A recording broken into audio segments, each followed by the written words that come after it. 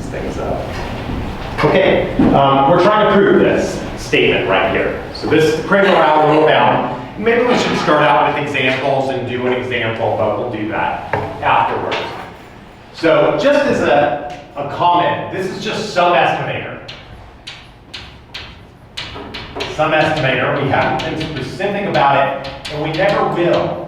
What we'll do with it is we'll explain the level of bias in the estimator. So the level of bias of the estimator is explained right here. So the expectation of Wx has something to do with this bias.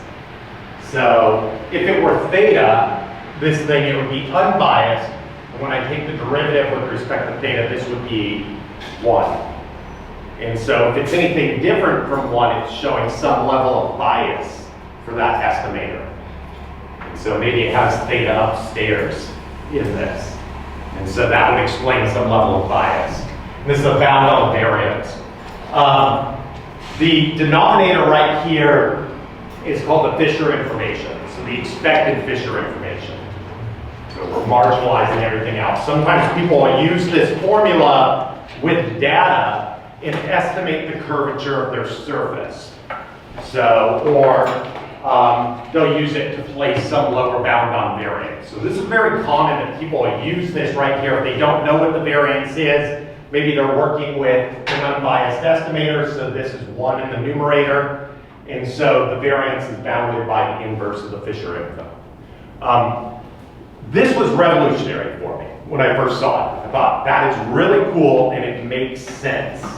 And I thought, yeah, I totally believe that. So I could come up with that by myself. I couldn't come up with this whole expression and understand it just intuitively. But I want to point out, note, this is sometimes true. I'll say what sometimes is in a second. That the Fisher info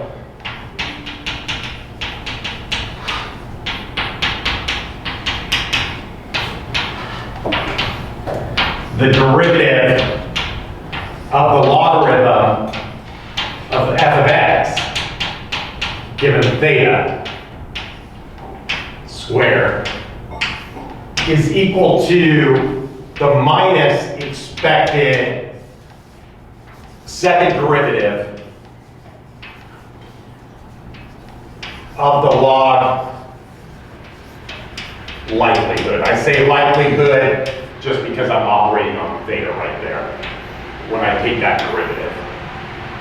So I understand it has kind of the dual meaning that we're eventually, we operate on both. We take derivatives over theta, and then we take expectations over x. So just to be precise, the expectation is over x given theta. And I usually write the given theta. Some books will not write given theta. Be careful with this notation. If you read some of the old school decision theoretic books, they'll write down all the variables that are held fixed down here, so the given thetas. And they'll tell you everything underneath except what you're integrating over, and that's what you're integrating over.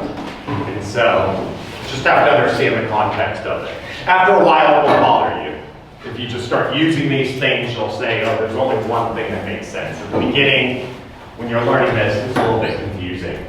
I want to point out that this has a negative sign out in front of here, so when I calculate all of this right here, it had better be negative because it had better be positive at the end of the day. I can see that when I look through this lens right here. The expected value of something squared is always positive. So if they're equal to each other, this thing right here, it better be negative if they're equal to each other. So that makes a little bit of sense to me. So that's always a sanity check when I'm working through something, make sure this thing is positive. So if you use this form over on the right-hand side,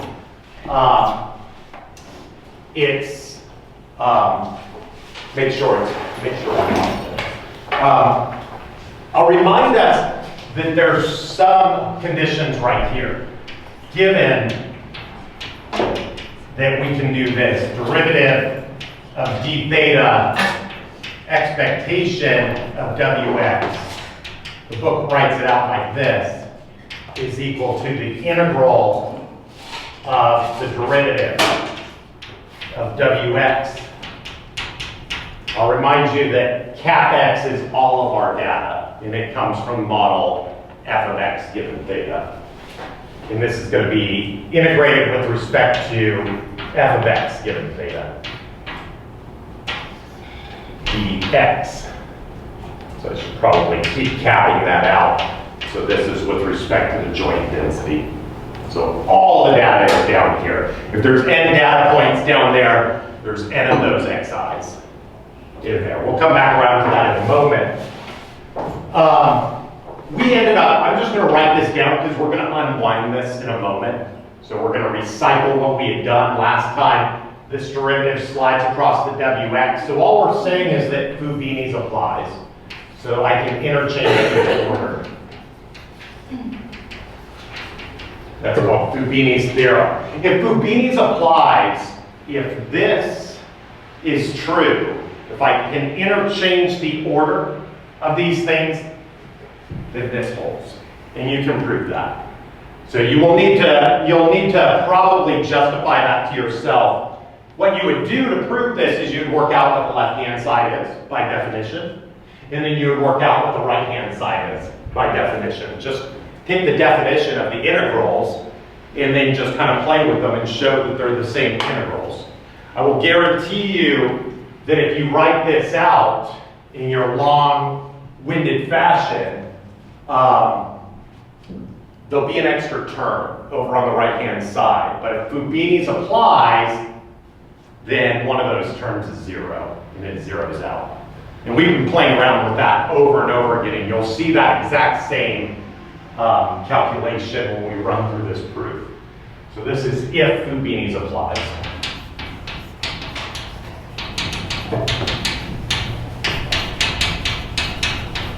So it'll be something that's 0. So when you write all this out, the left-hand side and the right-hand side, you'll see one of the terms matches exactly. And then there's this extra term, and then you have to justify it 0, and if Fubini's applies, then it's 0. You're going to take a derivative of our constant function, and it'll be 0. So just as a reminder, we did something like that when we were playing around with this. So this is what the book does is a first step, is they run through this, and they say, let's just take that derivative over here, integral wx, derivative d theta f of x given theta, and then I'm going to multiply by some funny form of 1.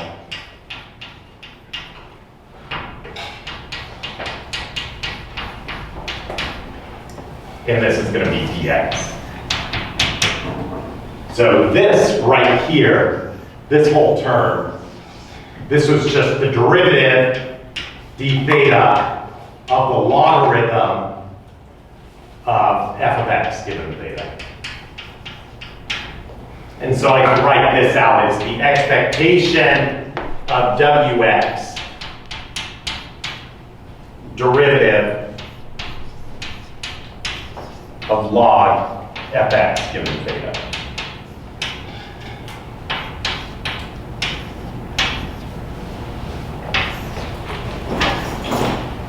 So that's what we had shown last time. And we'll see this creature again in just a moment. Let's just remember when we see that, we're thinking that. So if Fubini's applies, then they're the same things. Fubini's doesn't always apply. We'll look at an example in a moment.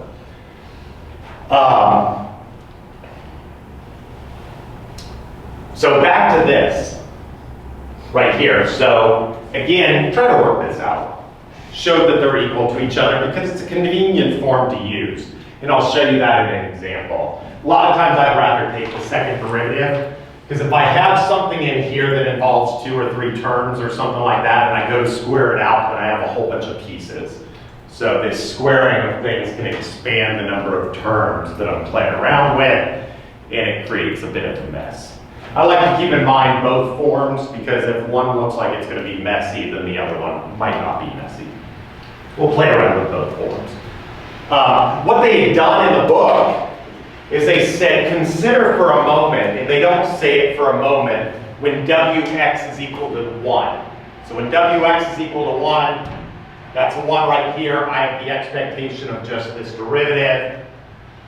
If I put in the 1 right here, I take the derivative with respect to theta. I'm taking the derivative of 1, which is 0. And so what we get from that is this fact.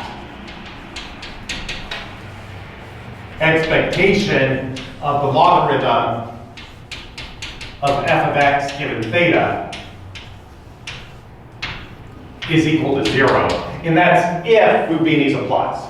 So Fubini's applies if you're not playing around with things that are off where your parameters are on the boundary of the space. Everything is smooth and continuous. The MLE is inside of the space. Those are all the regularity conditions that people are always saying under mild regularity conditions. Basically, things are smooth. The maximums are in the interior of the space. So, that sort of thing. Jimmy? Because are we missing any other experiment? No? Yes. That is what I mean. Thank you. I do this stuff all the time, so thanks so much. You think you know the formula, you think you write it down correctly.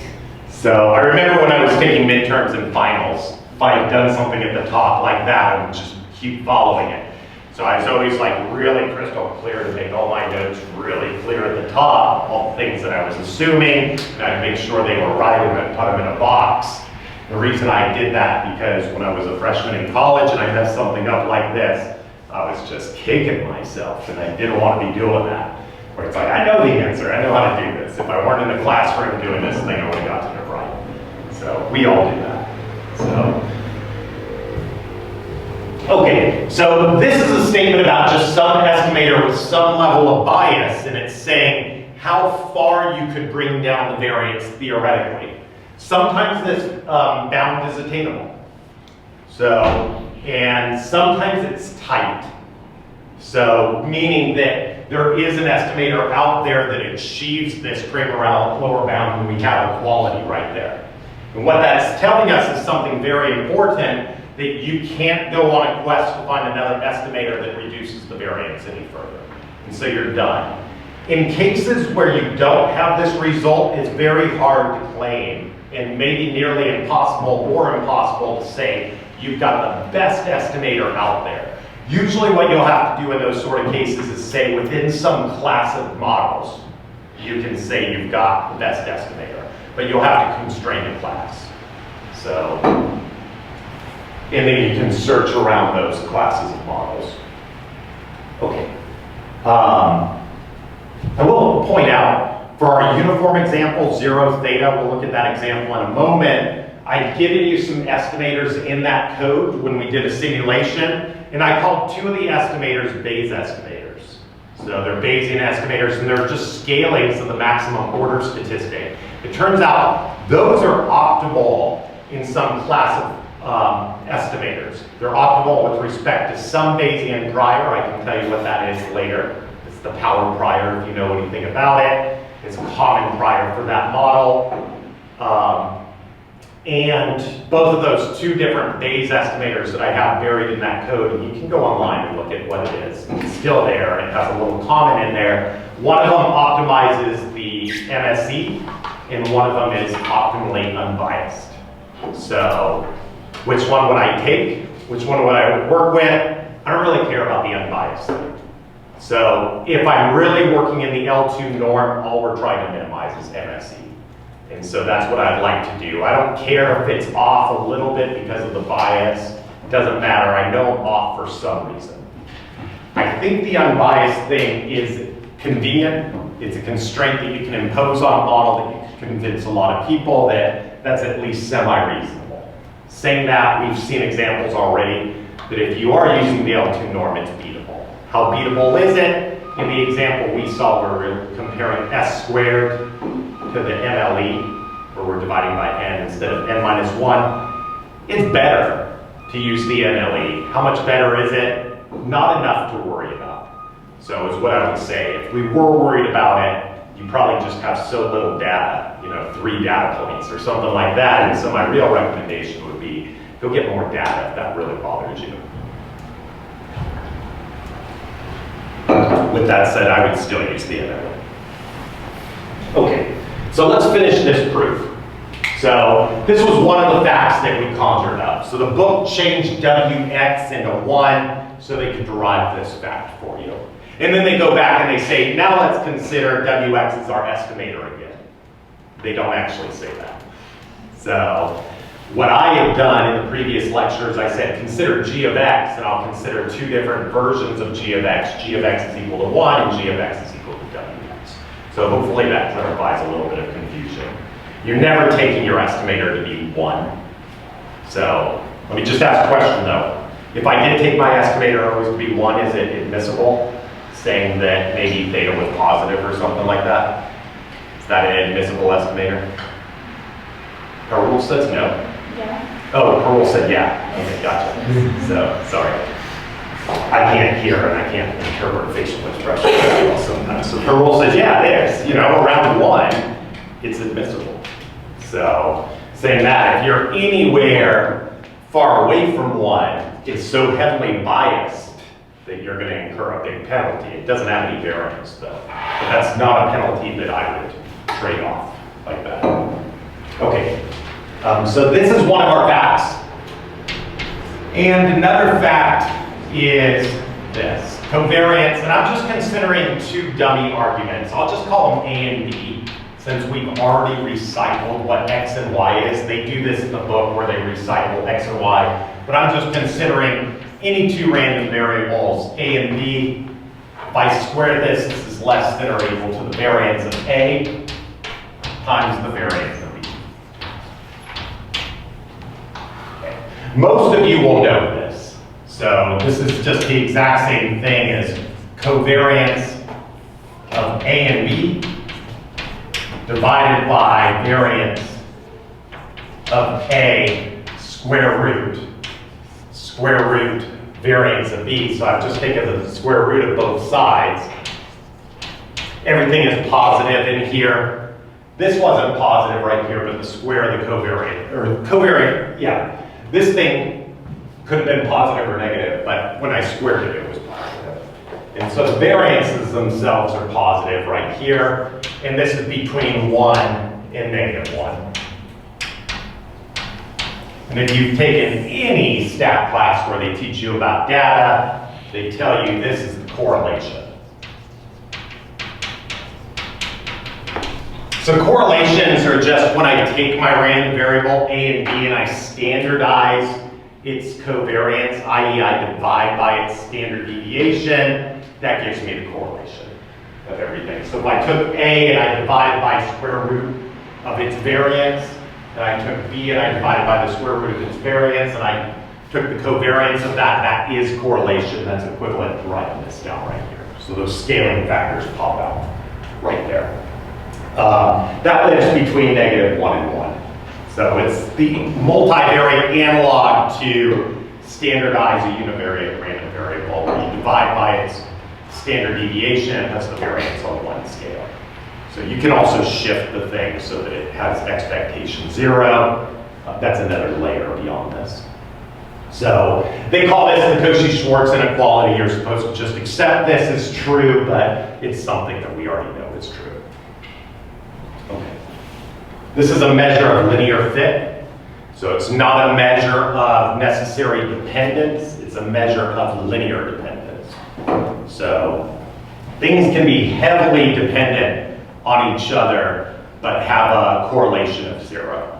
So you've probably seen examples like that. Something symmetric around the origin, like a circle or something like that of data points, or a triangle or something like that. Okay. So we're going to use these facts right here. Let's try to remember this one. Keep that in our mind. We'll see it in a second.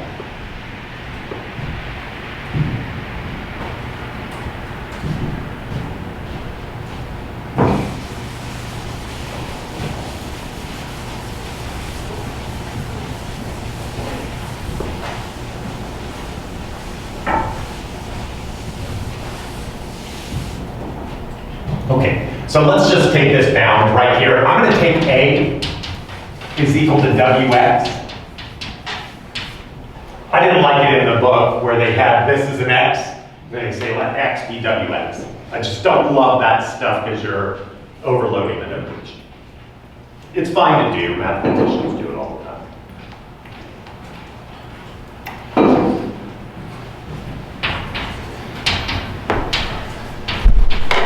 But we will try it. This is going to be the derivative of the logarithm of f of x given theta. So this is just a transformed random variable, so it's some other random variable. So we could figure out exactly what it is for some example. We're not going to do that here. So let's just plug everything into this equation right here, and we'll start getting about what we want. So I'm just going to do a slight rearrangement of everything. So this is going to be the covariance of wx, the derivative of the log likelihood,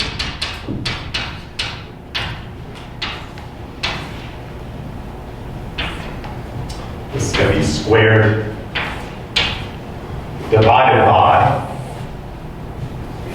the variance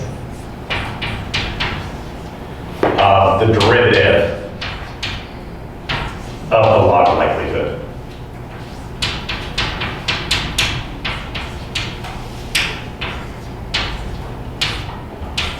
And this is going to bound the variance of this estimator wx that we're speculating about. And so this is the Cramer lower bound in disguise. So let's just make it look like the other thing. So the covariance, that's just, I'm just going to write it out the way that I always write this thing out. And this is how I usually compute these things in the first place. So I just work with their moments.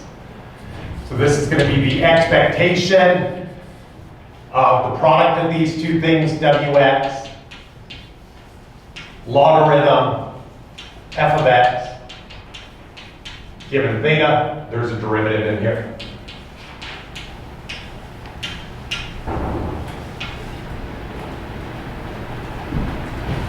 Give myself a little bit more room.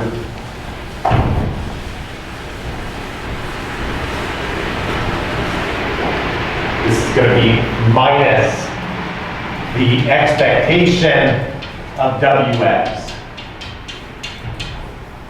times the expectation of the derivative of the log likelihood.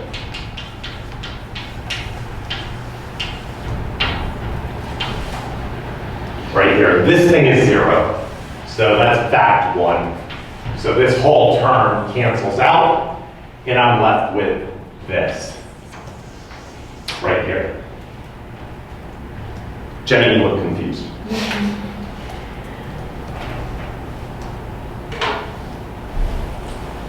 Is that because I wrote down the covariance is equal to that thing?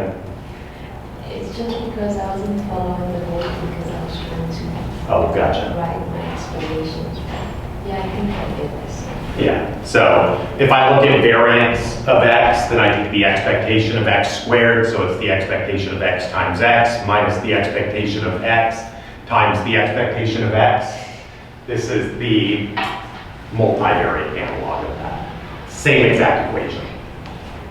Okay, so this thing right here, we've already given it another name. This is the derivative of expectation of wx.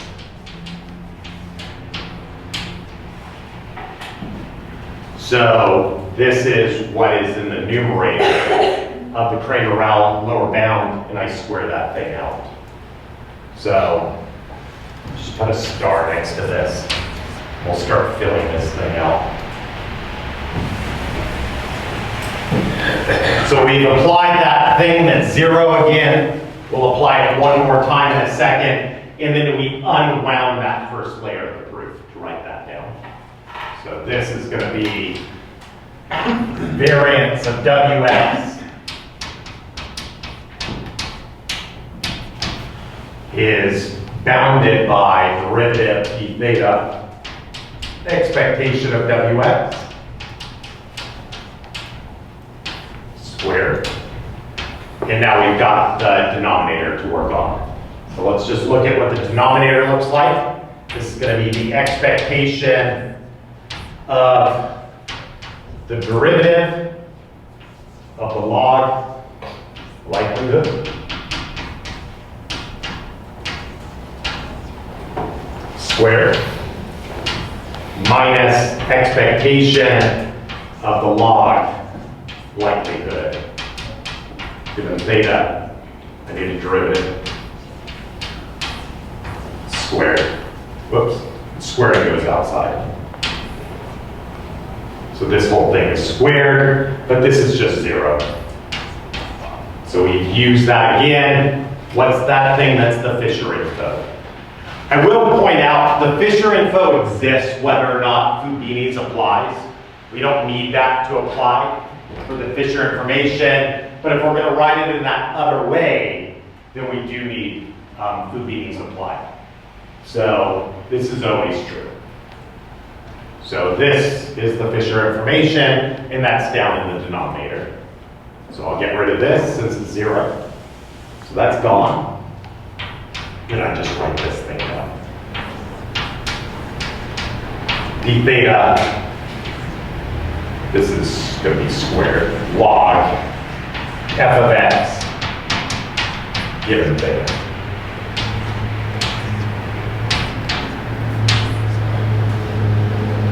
And that completes the proof.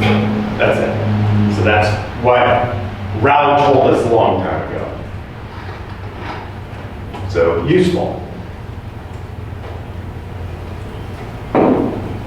Answer to a fundamental question for some estimators, could you do any better? Okay, so that's it. Any questions before we look at a couple examples? Okay.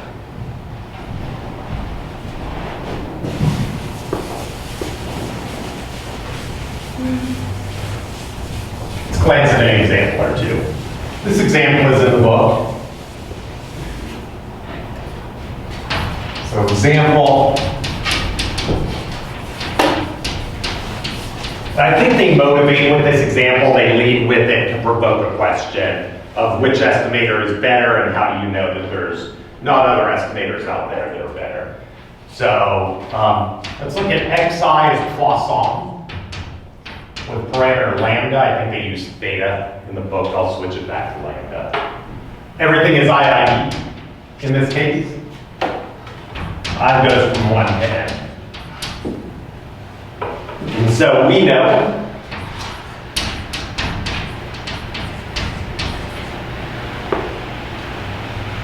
that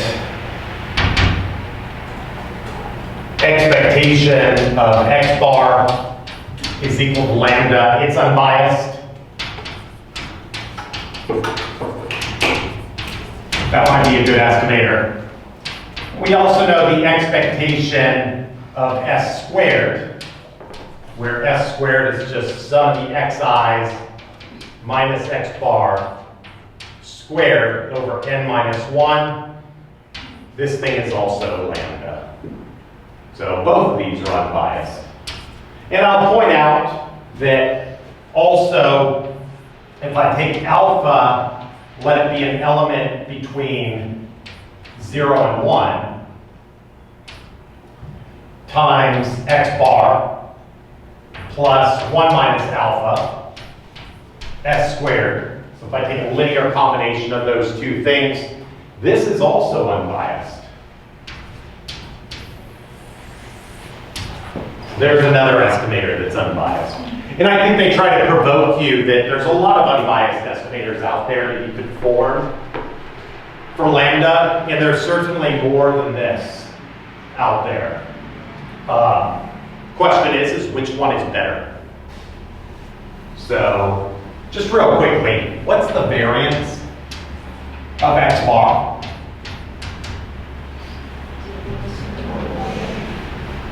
What is it? What's sigma squared?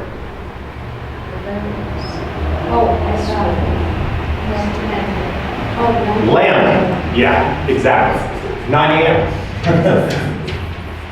Lambda over n. That is sigma. that's our version of sigma squared. That's the variance of this model as well. The variance of S squared, I'll just tell you what it is. I wrote it down on my hand.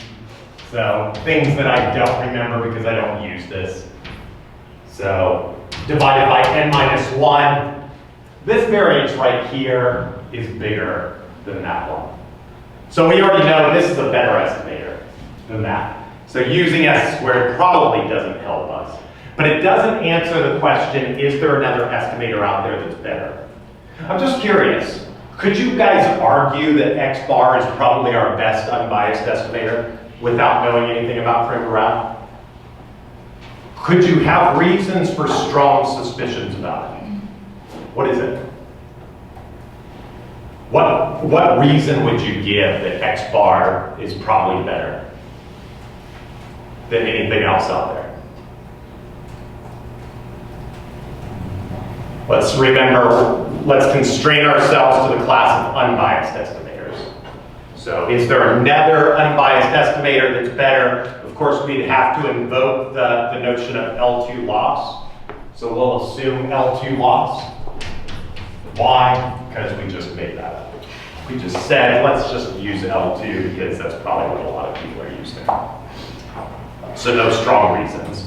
So invoking L2 loss, if it's unbiased, then the only thing left over to account for MSE is variance. So what reason could you maybe give somebody and say, I've got this really strong suspicion that you probably can't do this? There's one of my big points that I'd like to make in this class. I've tried to make it at least a dozen times. Hopefully I can cement it in the next couple lectures. What's my strong point? This is the strongest point I'm going to try to make in all of the class. It's not dividing by 0. I expect you already know that. Don't do that kind of stuff. Don't take integrals and then have that parameter still lingering around. Those are calculational points, but big statistical points. What's my favorite thing in all of statistics for doing inference? My favorite tool? No. What's that? Bayes, no. It's close. You're half. You've said too much. No. My favorite tool for doing inference, I think if you don't use it, you're beatable. What is it? Simulation, no.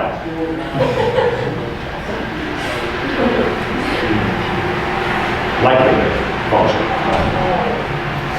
Over and over and over again. If you are not using likelihood-based estimator, you are beatable. We'll make that even more formal next time. So this right here, X bar is the NLE. So it's derivable from the likelihood function. So also, there's something I like about likelihoods. It's not just, I like likelihoods, that's all there is to it. What's not to like if it's got like in the name?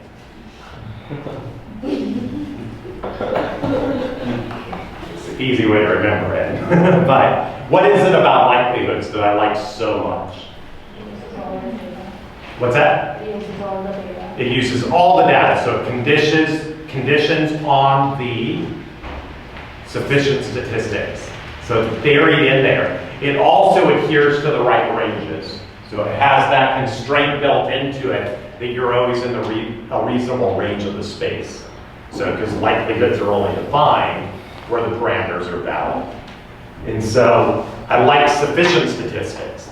X bar is the minimal sufficient statistic. It has the minimal sufficient statistic in there. The minimal sufficient statistic is sum of the xi's. And so you can work all that out. So this estimator uses the minimal sufficient statistic. When I glance at that one, this has sum of the xi's minus X bar. So the statistic that I'm using is this thing right here, which is not the minimal sufficient statistic. It's some other function of it. And so automatically I think I want to use the thing that uses the minimal sufficient statistic and don't want to use some other sufficient statistic. So that's beatable. We'll prove that later on. Rao has more to say about this.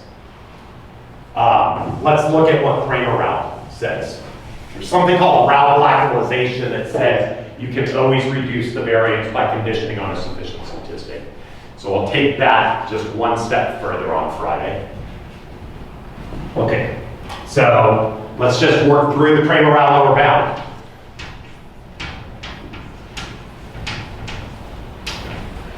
And this will cement it for us, which estimator is best. So the Cramer route lower bound, and this is going to be in the class of unbiased estimators. It's possible that if I incur some bias, I could bring down the variance a little bit further. That would be a different class of estimators. There's always these trade-offs. Keep in mind, there's no such thing as real optimality. There's constrained optimality. Okay, so the Cramer route lower bound is just going to be this thing. Expectation of the derivative with respect to lambda, that's our parameter right here, the logarithm of f cap x given lambda. We could write that whole thing down in a second. This is going to be squared. We could check the condition. So what you should do is check Fubini's holds.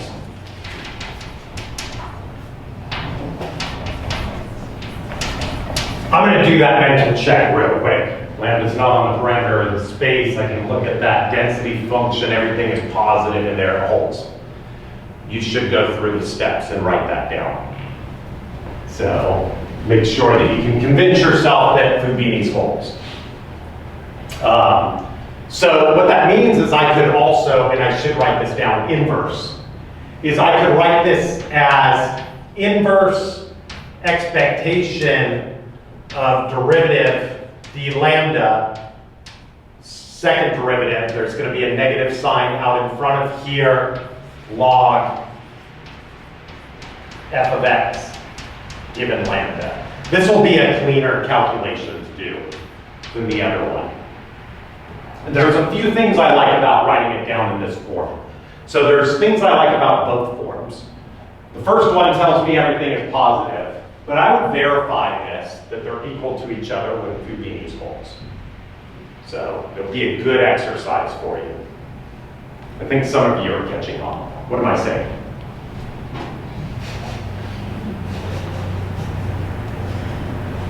Okay.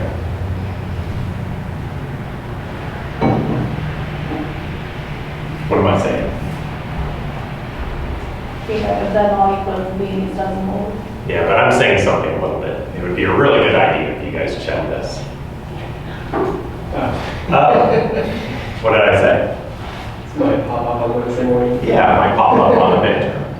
So it's called a gift. So, yeah, so verify that.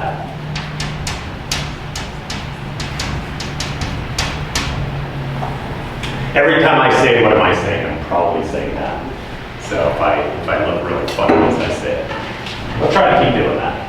Okay, one thing I really like about this is it says it's the negative of the expected second derivative of the likelihood function. And I don't care that I pick it a log, it's still the likelihood function, right?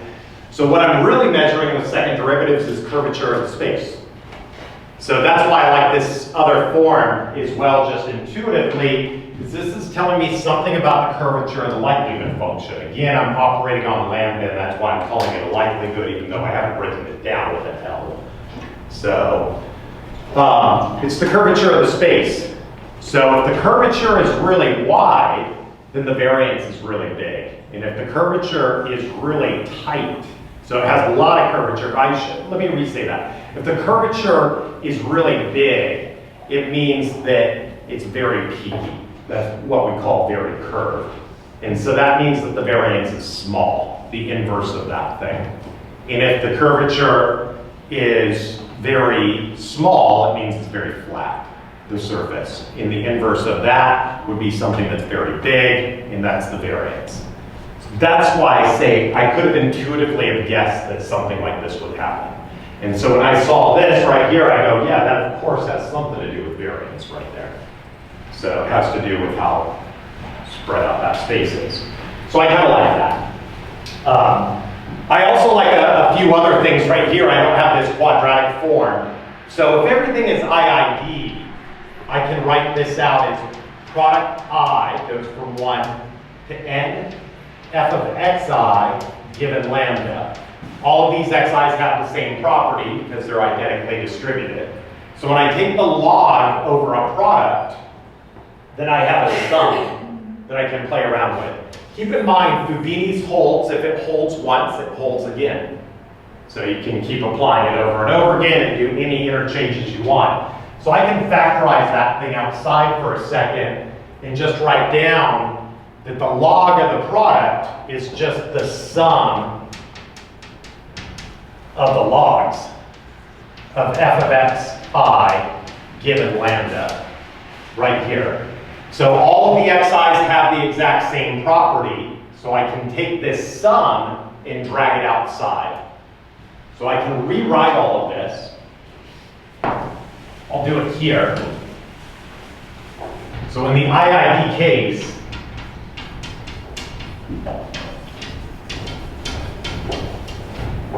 I can write down that minus expected value of the second derivatives, I'll write this down like this. We're going to have I goes from 1 to n log fxi given lambda. All of these are linear operators. Everything going on here, that. So everything that we're touching is a linear operator. Fubini's holds, so I can interchange the order of all of them. Sums, integrals, derivatives, that's all very nice. So I can drag that thing outside right here and get rid of that sum. And I'm summing the exact same thing up n times. I could get rid of the I because they're identically distributed, so I don't have to distinguish them in any particular way. They're not actual data points. They're parts of the space. And they all live in the space exactly the same way. So I can drag that sum out and write this down as minus n expectation of my second derivative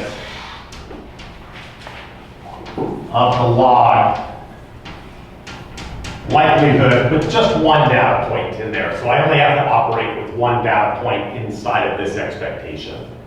One random variable, I should say. It's not an actual data point, it's a random variable. So now I've changed this n-dimensional problem and n-dimensional integration into a one-dimensional integration. And that's kind of nice. I will point out that in the IID case, I can do the exact same thing right here, where I can take that and just make it one data point, x, and put the n right there as well. So I can do it for both of them. It's a little easier to see when you do it this way because everything has been linearized. So the book will walk you through that exact same calculation, just starting with this right here. So I'm just showing you a little bit more. So I can change that to just one data point as well, get rid of all that stuff, and put an n in there for the IID case. So that's kind of convenient. Let's finish this out.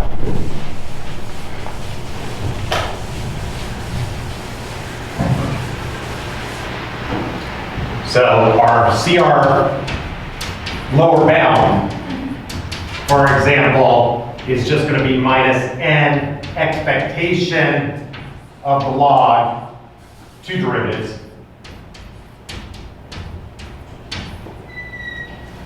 of the log, and this will look like this, e to the minus lambda, lambda to the x over x factorial. So I'll just plug in its mass function. And I need to invert this.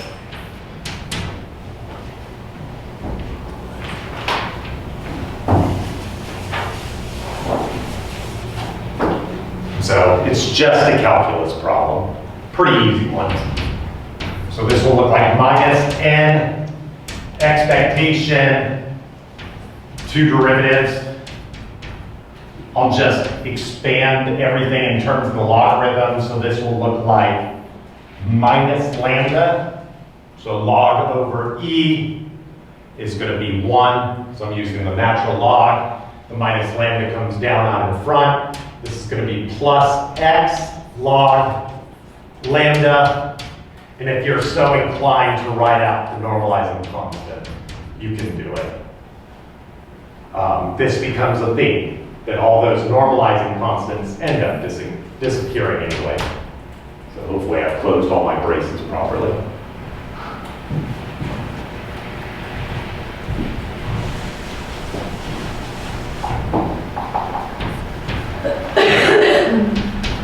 So we'll just do these derivatives.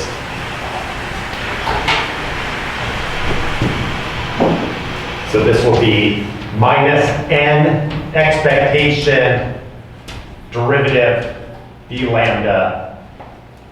This will be minus 1, the first derivative, plus x over lambda. Derivative of log is the inverse of whatever it is in the argument. And this will be a 0 right here. So the normalizing constants when you're doing a Fisher's info calculation, regardless if you work with the first order form or the second order form, the normalizing constants are always going to be 0. So you don't even need to be able to write, you don't have to write them down. Inverse. So if I were working with the first derivative form, I'd have to expand that. I would have an x squared term, I would have an x term. I could figure all those out. I know what the expectation of x squared is. I know what the expectation of x is. It's just a little bit easier taking this other derivative because it knocks out the constant term. And so this will look like minus n expectation x over lambda squared. There's a negative sign that popped out right there. So lambda inverse, pull down the -1, decrement my exponent. Inverse. And so this will just look like this. Sanity check, this is all positive right there. I had a negative. I'll change that into pluses. So this will look like n over expectation of x over lambda squared. Inverse, I know what the expectation of x is. It's lambda.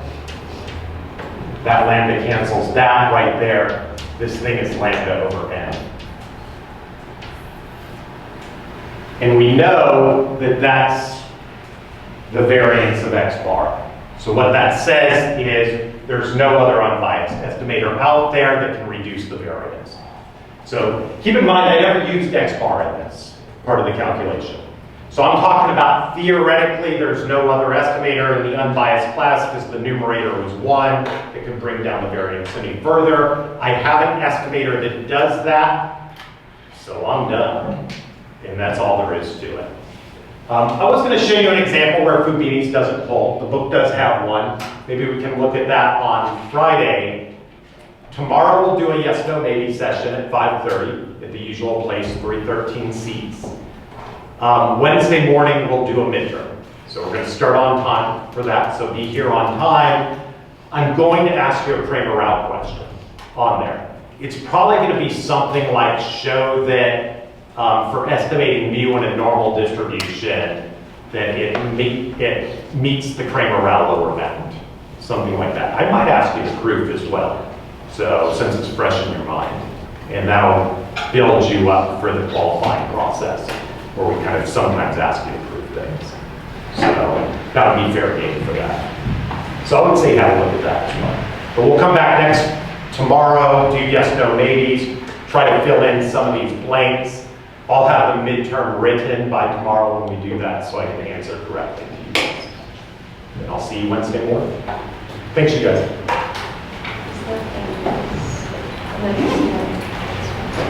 What's that? Is that minus Oh, minus, yeah. You can see how much reference I gave to this thing because I already knew it was going to be a 0. But yeah, good catch. So, plus 0, minus 0, what's the difference?